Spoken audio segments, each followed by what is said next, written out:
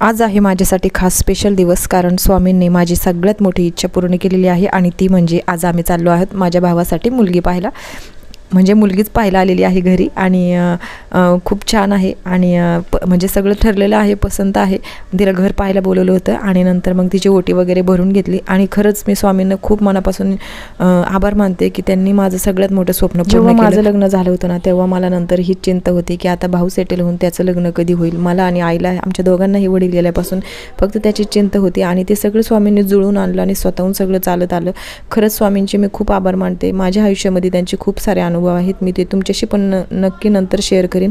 आणि इथे नंतर सगळा समारंभ आणि देण्या घेण्याचा आटपून घेतलं आणि हा व्हिडिओ जरा उशिरा येत आहे कारण हा संक्रांतीच्या वेळेसचा व्हिडिओ आहे आणि मला काही एडिटिंगला वेळच भेटला नव्हता. नंतर मग आम्ही तिघंजण आलो होतो, मुलगी पण आली होती.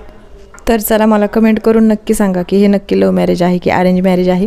तर हे एक पिक्चरची सारखी स्टोरीज आहे माझ्यासमोर आणि हे तुम्हाला मी नक्की नंतर एखाद्या व्हिडिओमध्ये शेअर करीन. आणि चला मग इथे सगळा समारोप संपला आणि देणं घेण्याचं झालं आणि तिळगुळ पण वाटले आणि इथे आमचं तिळगुळाचं जी संक्रांत आहे ती पण संपली. नंतर भावाचं पण मानपान त्यांनी केला, त्याला गिफ्ट म्हणून पाकिट दिलं आणि तिथून मग त्यांना वाटेला लावलं आणि नंतर मग आम्हालाही जायचं होतं पुढे. तर मग ते गेल्यावर नंतर मग आम्हाला मार्केटला जायचं होतं. मार्केटला थोडंफार सामान घ्यायचं होतं आणि त्यात रस्त्यात गेल्यावर नंतर परत चिवला भूक लागली म्हणून एका ठिकाणी थांबलो आणि फेमस वडापाव होता, तो वडापाव खाल्ला आणि तिथून मग पुढे आम्ही घरी निघालो. तर चला, आजचा ब्लॉग कसा वाटला कमेंट करून नक्की सांगा. हा ब्लॉग इथेच संपवते.